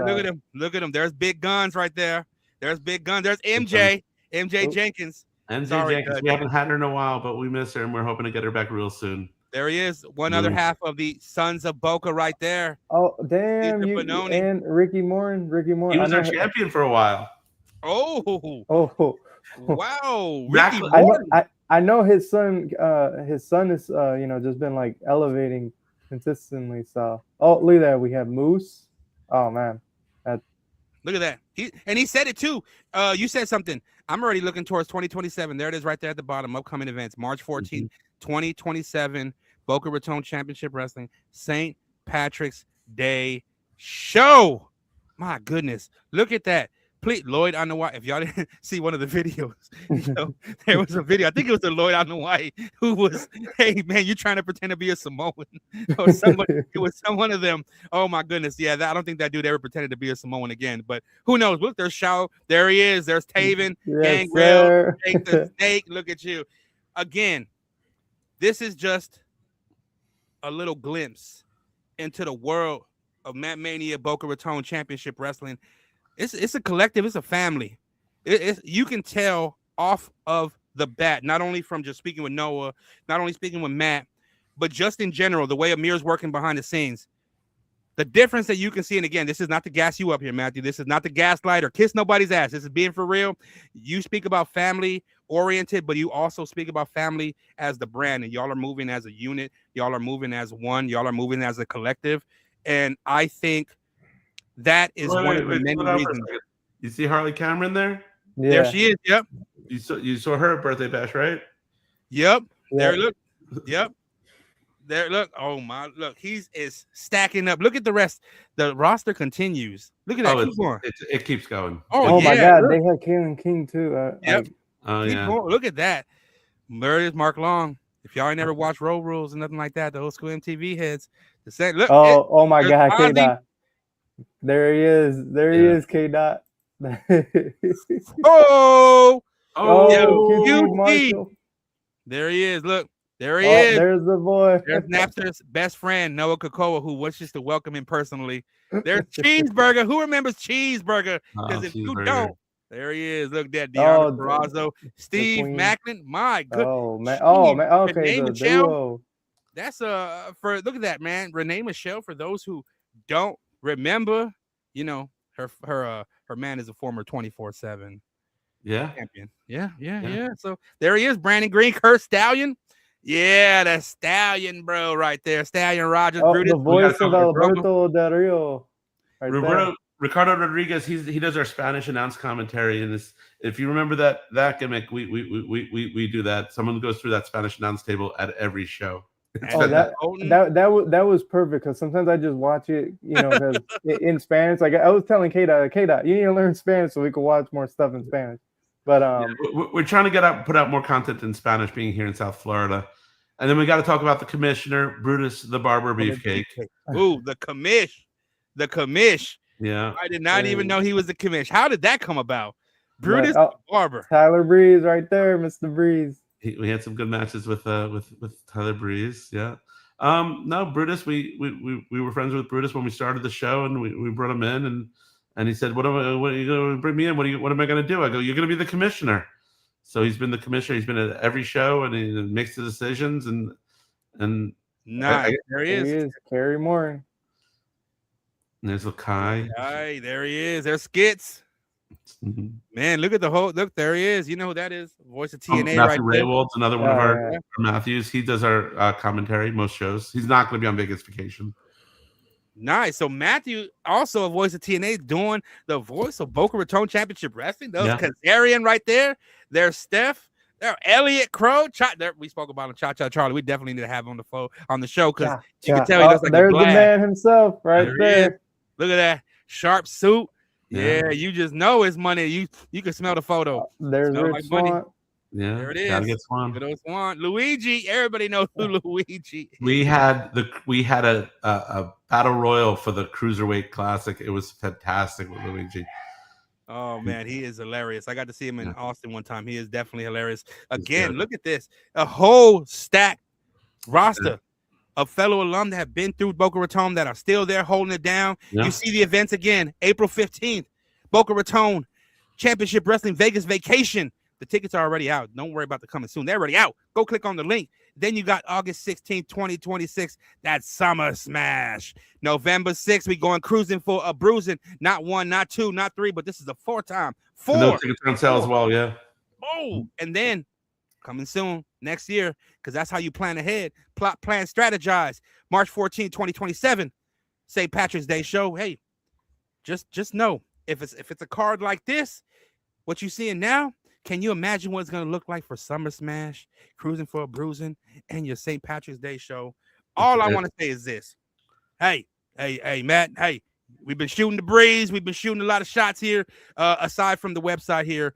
Only thing I want to say here, unless any other fellas want to ask a final question as well, I'm going to leave it to the panel. Nap God, Dex, if y'all want to ask any final questions here as well. I think I want to end with this. My final question being is, if there's anybody out there, you do see a lot of, when you meet people in person or online, or, hey, I would like to be a promoter someday too. I would like to do this someday or be a part of this. And what advice would you give to the serious inquiry or serious dreamers who are looking to pursue this like wholeheartedly 1,000,000%? Like what advice would you look to give to that next person? I mean, find your local wrestling school. Right, find your local wrestling school. Go out there, train, check it out, check what's going on and what's going to be involved in it. Nice. You can't just wake up one day and do it. You got to. You got to get up out there, go out there, do it, train, grind, dedicate yourself. Every one of these people started by going to their local wrestling school. Yeah, and then for somebody like you, they want to just maybe help, create a show, create a brand like yourself. Take it every now and then on the road. I mean, what do you tell to those people who are looking to get in that kind of field? Promoting shows, being the booker, being the head man. I mean, it's I don't know how to you know, everybody wants to start at the top, right? I mean, I don't know how to tell someone the advice. You know, the advice is you go to your local shows, right? And then and if there's local shows, you talk to the promoter. You say, hey, what could I do to help? You set up, you help set up. You unfold chairs, you unload. You make yourself indispensable, right? That's what QT Marshall did. That's what QT Marshall did for AEW. He made himself indispensable. If you ever hear those stories, right? He was there, and when someone had to do something, he would do it. And eventually, when Tony Khan said, you know, when someone asked Tony Khan who does this, he says QT Marshall does it. Right. That's how you hang out and you make yourself indispensable to the promoter. So you go to your local wrestling school, you go to your local wrestling show. What can I do to hang out? Can I work the door? Can I work concessions? Can I sell T-shirts? Right? What could I do to help? That's right. And you take it all in. And he's right about that, folks, because look, there was a point in time where QT even said himself that he was going to be departing AEW. It seemed like it was a foregone conclusion. And sure enough, look, man, you just, you bet on yourself. You continue to put in your work and show and prove, and look what happened. So, yeah, I appreciate that. Go ahead, Nap. Shout out to people like you that are giving others opportunities, that it's just not like one door closes and then that's it. Like, and what I love, too, is that, it's just like, not only did you say a family environment, but I love the Latin feel to this. Like you said right there, it's a great city, beautiful city. It's family oriented. It's just like the perfect area. So that's what I want to do, And for me, I got to tell you, I'm inspired by the fans that I meet at shows, the ones that carry 2 or 3 belts, the ones that know every words to the songs. Like I see the fandom and I'm inspired by it, right? And part of what I'm doing is because as a fan, I'm trying to do that. The ones that stand in line for an hour and a half at the autograph sessions or at the at the wireless store to meet the wrestler. Like I see the passion from fans for this product, and I feed off of it. Right, even what you guys are doing with this podcast. So it makes me want to work harder and do better. Man, thank you so much for that. Yo, Dex, what you think? What you I mean, I got some videos to watch. Yeah. I got some videos to watch. We want to thank you, very much, man. I know we've given us plenty of time. We want to let you know as well a few things. If there are any, talent out there with BRCW that, again, they're just trying to build their name. They're not one of the mainstream names out there. They want to tell their story. You tell them the door is always open for them. We'll always make sure we take care of them. We want to tell their story, give them justice, let people know. And the other thing is, too, and I know sometimes we do see that there's events that do sponsors. We want to definitely be a part of that. So next event, because I know this one's already here. So next event, if you're looking for any sponsors, please have a mirror yourself. We definitely would love to be a part of that, whether it's a talent, whether it's just something. We definitely want to be a part of this and continue to build on this, because it's just been nothing but a breath of fresh air, giving us not only a fresh insight of behind the scenes, but you know what? To actually show that there are true brands out there that are really doing this the right way. All right. That's what we want to get behind. Thank you so much for having me. Y'all have a great day, Matt. Again, Boca Raton Championship Wrestling Vegas Vacation, April 15th. He's up out of here. He's like, I gotta go. Matthew Mania. Let's go. Next time, we need that. We need that entrance next time for him, man. I'll get it for sure. Have a great one. That was Matthew. I know it took a while. He's like, dang, man, a little time, but thank you so much, man. I know it's a little overtime. You know what, man? Let's give a round of applause for Matt. I know, Dex, my apologies that we overspoke. We got a little excited here. He was like, hey, man, let me ask my question, man. But, hey, you brought in a great question, though, Dex, because that was interesting, because there are a lot of promoters out there that they're not realtor, but, they might look, I work at a call center job, or I work, for a corporate office, whatever the case may be. And so I think that was a hell of a question, because, again, you're working full time as far as investment and concern as far as real estate is concerned, but then you're really doubling down, investing when it comes to to your promotion, and so that's a lot of work. That is Spit Rock. Sorry we didn't get to that earlier, y'all. What a great guy. He was like, I gotta go, y'all. Give me a pot of her. But I like that watch there, man. It was great. I'm not like I'm glad that like I said, I'm just happy there's people like Matt out there that are like giving these wrestlers that look at, again, like he was talking about QT Marshall. Like, there's guys out there and girls too that are just like, if I get fired, how am I gonna put food on the table? How am I gonna do it? It's people like Matt that that I enjoy like seeing, that give these people opportunities. Whether it's a serious injury, they keep going, or it's just like he said, just a favor, because that favor comes around. We all know when one favor, another favor comes around, and it's just something special. Again, shout out to them. Shout out to Boca Raton Championship Wrestling. Hey, look, If you are in Vegas, go to that show. we're almost Go done. to that show. We're almost done. I told P and them, I said, look, when we start, look, we're gonna try and end it 15 minutes before Raw on Netflix starts. We get it, you know what I mean? Some people want to watch it uninterrupted. So we got about 29 minutes. Sorry about that. I about said some wrong time. 29 minutes is where we're at. Look, guys. Again, Matt Mania, Matthew Meschler, owner of Boca Raton Championship Wrestling.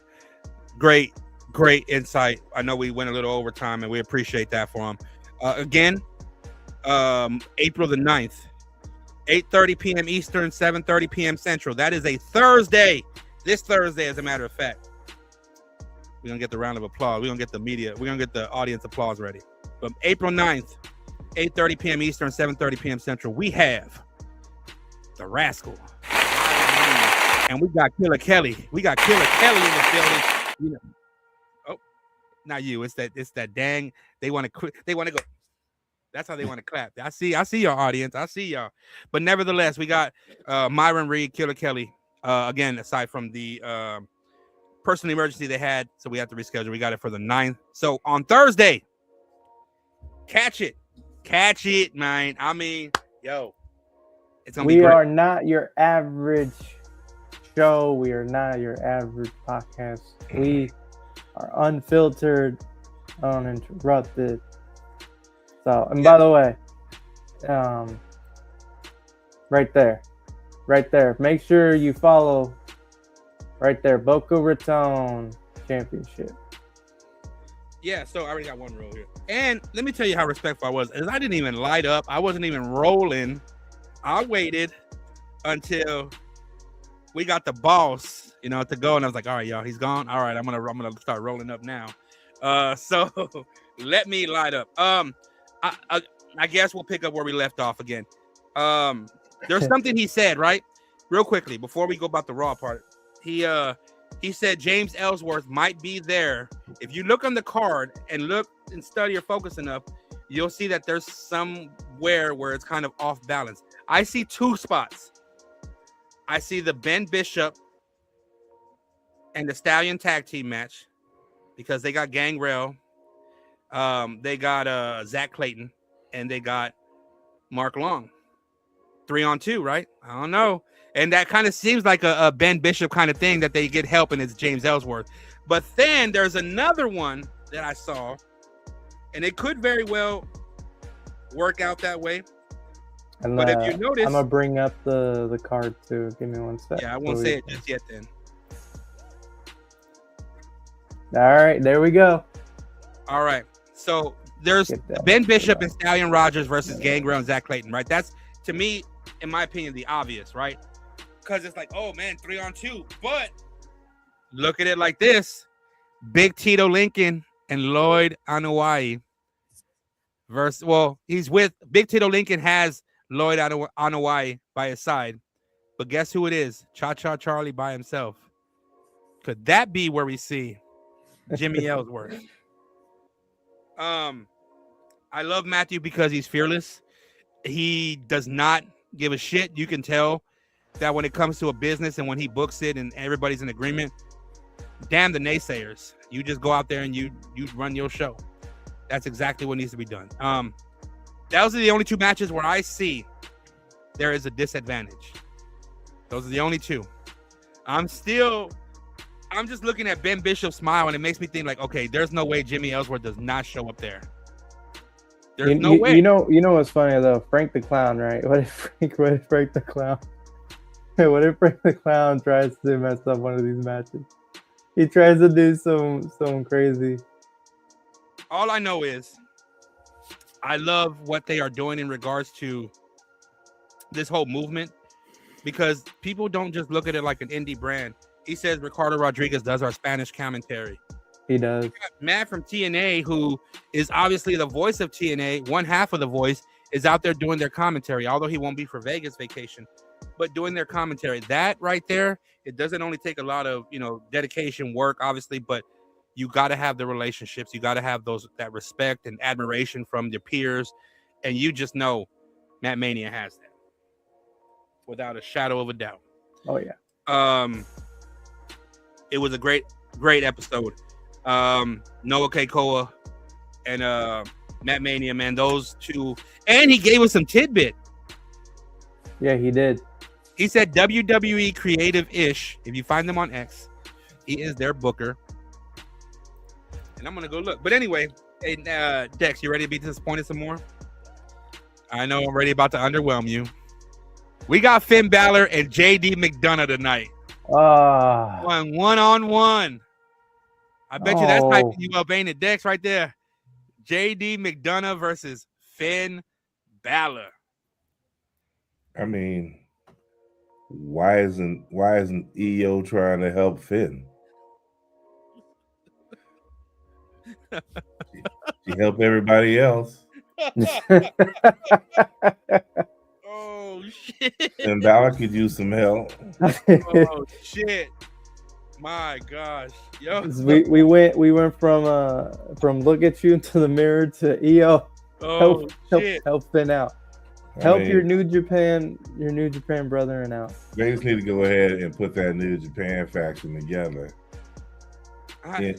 In the MFTs, put Gorillas of Destiny with Finn and Shinsuke and go to town. Gorillas. Yo, no, it's because it's the Bullet Club. Like, he's cooking. They were part of the original. Makes sense. God back together and bring that theme. That theme song of theirs was outstanding. Dun, dun, dun. So we got two The things. original one, yeah. Why isn't EO helping somebody? Oh, I mean, here's the thing, right? Is that like I feel like it would benefit more being in this storyline than because it would give you like kind of like a future match between her and Liv if Stephanie loses, obviously. Yeah. But you know, like you got 3 women for her to fight. Yeah. She could go through the gauntlet. Yeah, she could go through the gauntlet, regain the, But man, like, not hey Dex. All I'm just gonna say is, like you said, man, why is EO still chasing Rhea? Why is she like? Yeah, she crazy, all right. I mean, unless they're gonna have some ultimate heel turn. I mean, it doesn't make sense. You literally went to the other brand to help out. Like, come on, man. Meanwhile, you have Asuka that's lurking behind you that's about to like choke you out. Like 4 days prior, you were in Kyrie's ear. All right. She's gonna show up on NXT. Help somebody there. You gonna help Tina Baxley or something? Oh my god. Okay. Oh my god, bro! If they do that. Oh wait, no. There's a meme out there, right? That had like her, there's a balloon floating around. It's like, here comes the hero, and it shows like the balloon was just like a Superman thing, but it's saying here comes EO instead of hero. It says here comes EO, like if she's just gonna save the day. But then if you turn to the next slide, it was her getting her ass beat and her like, and this is why we don't say. Okay. Mind your business. A hero ain't nothing but a sandwich. Now my goal is to make Dex be overwhelmed, just like how people try to break Undertaker and make him break. After Raw will go off the air, they try to do the spinner Rooney, the Taker Rooney. He didn't work. Everybody, Godfather tried to break Undertaker. So we're going to try and break Dex. Let's see if this works out. All right. So Mike Santana and his TNA contract are up this summer. He would have went to WWE, but he had silently in the previous, when his contract had quietly expired, he signed a little extension with TNA at the time. So obviously nothing broke news. Is that exciting you there, Dex, that we're going to see Mike Santana where he deserves to be in the WWE? Yeah. Oh, man. I like Santana. Yeah. I do. But I don't know that he fits that mold that they like to catapult him near the top. I don't think they'd ever put him at the top, but I don't know that. I mean, he be shuffling around mid card. I mean, but no, I like Santana. Yeah. Damn, we couldn't get it. We couldn't get him to break here, Napster P. I thought Mike Santana would have been the guy that'd be like, well, okay, all right, maybe even NXT. Okay, he's like, nah, man. I will say this. I think he's a future NXT champion. Yeah, I think he's that. I think he's gonna probably be in NXT for a while because I don't know if they'll call him up immediately, only because like there's not really anywhere at the moment they could put him in, unless they bring him up as a heel. But I don't really want him in a tag team. Like I want him as like a singles competitor. He'll be a singles competitor for sure. But I think NXT is the right. I think he can definitely carry that brand. I also think he would be well deserved in AAA. So. Huh? AAA. You said well deserved. Like, hey man, we're proud of you after everything you've done. You to AAA. Yo, what? Yo, Dex's reaction was like, he was like, okay, like I heard, I understood what you were saying, so I just let it go. Yeah, he understood. No, I didn't. I just, of course, got to give it. But if WWE signs him, perfect. I mean, they are. I think obviously they are. He's gonna be signed. Another guy who we haven't talked about enough is gonna be probably heading over there soon, because hey man, Javon gonna need backup one of these days. So I know you're talking about. You get me? Yeah. You get me? Yeah. I'm talking about Leon Slater. You talking about Leon? Look at Dex. Mm-hmm. Yeah, I guess he is. he's like, oh man, he's gonna come up, he's gonna get squashed. So are y'all? I'm not saying that, but you said to team him up with Javon Evans. Is that? See, that's where Dex's realism and realist side of things comes into play, because it's like, damn, tag team already. Okay, does it work? Yes, but I think it does. Yes, it does work for sure. The single run I think comes afterwards. But listen, we need them both to verse each other for the main prize when the time comes, because like that match they had was insane. The finish was just, man, Darth Sade ruining everything, man. What's the main prize? What main prize? Talking about the championship. Huh? I'm talking about the championship. Which one? The main prize. What other championship? So if he goes, yes. Okay. Put that main title one of these days. Your goal is to try to get me. I know what you're doing now. You're trying to get me to say some things to talk sideways of WWE or the Precious E. I won't do it as much, but you said Javon Evans and Leon Slater need to be fighting for one of the most prestigious titles. It doesn't matter if it's the heavyweight or the Wait, or the world. You talking Leon Slater from TNA?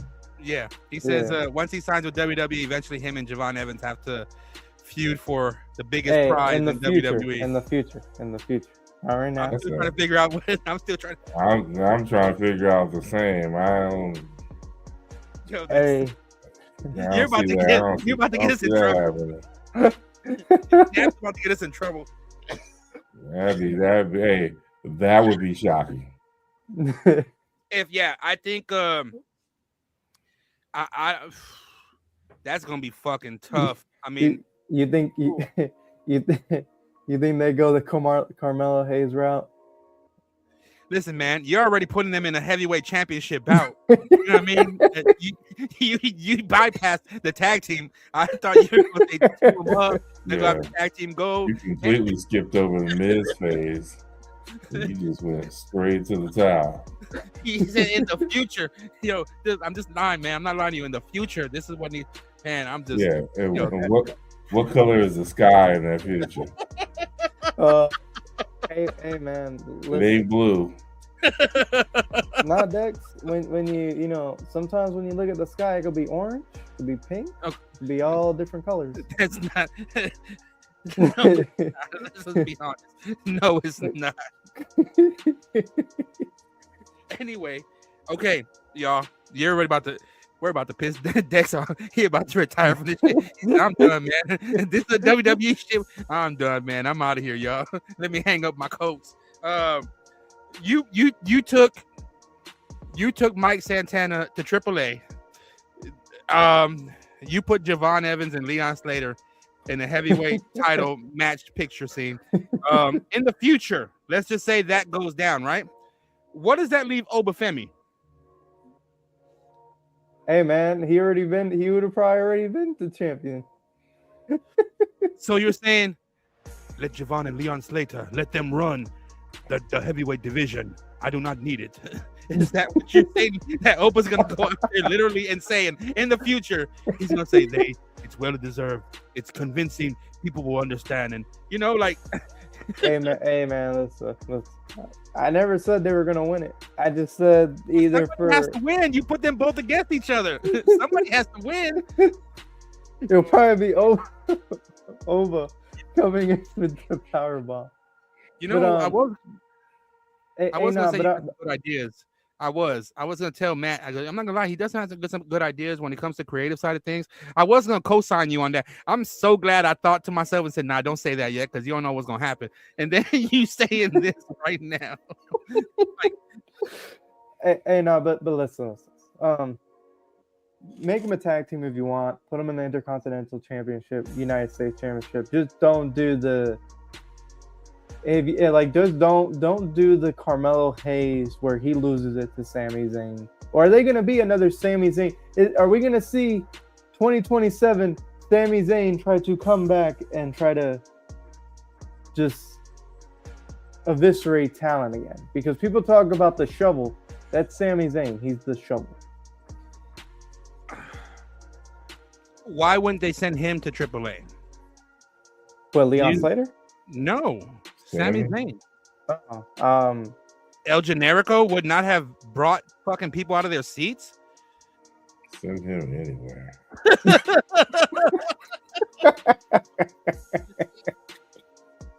I knew it. I knew we shouldn't have brought him. I don't know if he can get that name because isn't it with Ring of Honor? It is. I don't know, but I thought maybe he'd be able to. I mean, at least you got a history.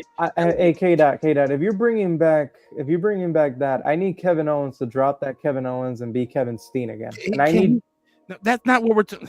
No. One night only AAA. We're not talking about bringing Kevin Steen. Let me talk to Tony Khan about Ring of Honor and listen. Bring back Kevin Steen. Bring back his theme. Kill Steen, kill. Bring back all that. If you're gonna bring El Generico, all right, back, bring back Kevin Steen, where Kevin Steen can powerbomb his ass through two chairs, and then through two tables. Damn, we still got 11 minutes left. Oh shit! this is gonna be this shit's gonna be awful. Damn, we said all that, and we still got 11 minutes left. Oh my lord, Naps P. All right, look. Is there any match you're excited for? You know what? I'm gonna just say. I'm gonna be honest with you, Dex. I don't think I asked this question. Naps P and I, we have our feelings of it. Are you all in on Danhausen? You know, I like it. It gives me Hurricane Helms vibes, and I like the way they incorporated Hurricane Helms back in the day, and you put him with the heavyweight. I mean, him and The Rock that was just outstanding, and they have an opportunity here with Danhausen to get something done. I like the keeping him out of the ring. I love the backstage stuff. Everybody loves the curse. I mean, the thing with the referee, that was good. I enjoyed that. All of a sudden he gets and the referee's arm is okay again. I mean, that's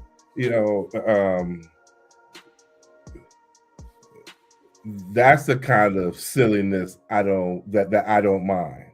Yeah, I'm here for that kind of silliness. Yeah, and some of that in match silliness. I can do without, but what Danhausen has going on, and you know what? And there was a whole bunch of people that shit on it when they announced that he was going there. This is gonna happen to him, and that's gonna happen to him. I mean, I just saw some Conan O'Brien mentioning Danhausen. I mean, how many wrestlers or anybody in pro wrestling are getting mentioned by Conan O'Brien without being on the show? Yeah, and this dude has successfully done it. I mean, I got a buddy of mine who only knows two things about professional wrestling right now: Sol Ruka and Danhausen. Makes sense. You know, like, I mean, well, first of all, like, I don't know how many times, like, because when K-Dot told me, oh yeah, bro, he's gonna be coming to WWE, I was hyped, because I was like, you could not have found a perfect fit for him in WWE. And just like we were saying, he's money. The kids are wearing his mask. They're wearing his shirts. Buy like people, Danhausen action figure. Yeah, like people don't understand. Like, you don't have to wrestle to be a big star. You just have to be really good at your character and bring the character that you're bringing. And like, you know, obviously there was some downs that, you know, he even talked about himself. It took a while to get this character. But what I like about it is that he worked nonstop on this character. And even if his character gets switched, he still knows how to do it. Not many people know how to do that. And that's what's like special. Like, this is like when it comes to, like, you know, with your character and persona, like, this is generational type of persona type of like guy that they just have.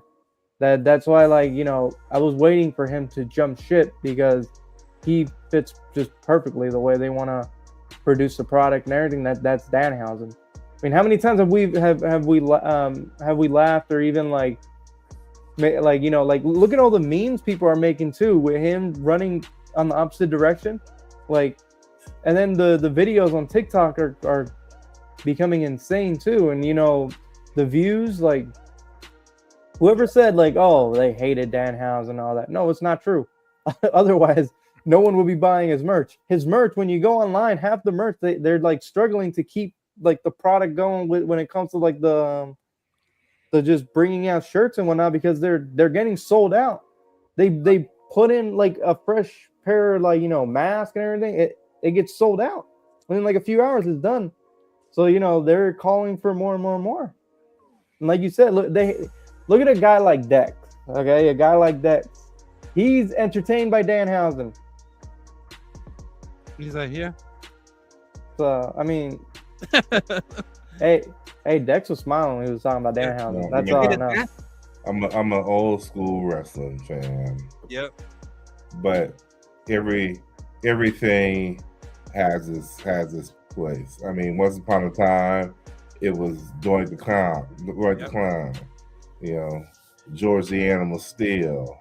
I mean, there's always been a spot for something different, something odd, and out of the norm. By the way, fun fact: Doink the Clown threw a pie and hit one of my uncles when he was younger, when he was at a live show in New York. And my uncle hates Doink with passion, because he was wearing, I forgot, I think he was wearing like I think it was like a Andre the Giant, like really limited edition shirt, he told me, and it was like, you mean Angelo the Giant? Through the pie, and it got over him, because I think that was when Doink was what was he, becoming a heel, right? Yeah, he's turning heel. So yeah, he threw a pie at him, and he's like, to this day, he's like, fuck that guy. Yeah, I think Danhausen would have been perfect in Vince McMahon's WWF era at the time. I think, you know, he would have been one of his moneymakers. I think Vince would have been salivating at the fact of getting Danhausen even to this time, because that's a dream right there. Like you know, we've all seen it already, like Dex said too. You don't have to put him in a wrestling match to be able to still interact with like these big names that are out there. You know, a lot of times you got to go through the Miz treatment, right? When you're a new talent, you got to go through the whole Miz universe and things of that nature. But you can put him obviously with the Miz, but you can put him with others, with the celebrities out there. You can put him with, in my opinion, you could put him with something like Obafemi, and it's going to sound funny as hell. It's going to look funny, whatever the case. But I do love what they are doing with him. I think him trying to get tagged into the match was crazy, because what I noticed too, when R-Truth tagged him in, when the ref, I think that was one of the best refs to do. Like, you heard people laughing in the crowd. You saw people too laughing, like jumping up and down, like it was funny to them. That's why I think a lot of folks are right. Like, you know, don't listen to what the wrestling fans say on the internet, because look at the people that are out there actually spending the money. You know what I mean? Having fun and things of that nature. Nevertheless, it's 6:42 my time and Dex's time, 7:42. That means Raw's about to start in about 18 minutes. But we got 3 minutes to roll, man. Any thoughts? Look, again, Boca Raton Championship Wrestling, April 15th, Vegas vacation. Do not forget to follow BRCW. Get your tickets. The Smoke Sessions and Boca Raton Championship Wrestling are definitely going to continue this this new journey. We do want to thank everyone at Boca Raton Championship Wrestling, from Amir, everybody who has even spoke about the Smoke Sessions, gave us the opportunity. Noah, we ain't forget about you. We still got you. And as well, Matt, it is legit. We would love to be sponsors for any of your future events as the Smoke Sessions. So whenever, however, once again, follow right here. There it is. BRCW Florida. There it is. We are going to be working our hardest. Pause. I mean, I don't say pause. Dex said he's tired of that shit. We're going to be working our darndest to ensure we get Dex to break character. We got him a little bit with Danhausen, but we're going to get him to break character eventually and take that underwhelming factor to overwhelming. And then right here, look, brcw.com right there. Yep, there it is. brcw.com. Follow BRCW Florida right then and there. Look, man, this is real. Hey, man, we love everybody. Everybody love everybody. Any final thoughts, fellas? We got 60 seconds to roll. Damn, I almost Roll NFL that outro. right now. That would have been the exit right there. Me busting my ass. Again, go ahead. Great. It was a great show. Shout out to Matt for coming through. Dex had an awesome question. I'm glad that I was able to talk about what I saw, and Matthew just breaking down. This is what a person that not only cares about their product but actually like like K Dot said. One thing I did love that he said was like if it's a no show, then he does not ever bring them back. I feel like if someone's gonna give you an opportunity like that and you purposely just no show, then hey, that's on you. Yeah. But and like you say, he doesn't give he doesn't care. He does not care. He books the guys that he feels are gonna be perfect for his show, or if it's a favor, the favor's gonna be returned. And we just hit the 2-hour mark right there. That's OG Dex, Webby J. That's NapGod7, NapGod follow. I'm K.Views, follow Body Slam Net. Podcast continue. Shout out to the entire Body Slam crew. Subscribe on Patreon. Pardon me. Ooh, about to smoke up some more. This has been the Smoke Sessions. It's another wrap, man. We up out of here. Roll up, light up, spark up. Let's get the out of here, man. Damn, the smoke sessions is over. What the hell do I do now? Ooh, exclusive DJ beats.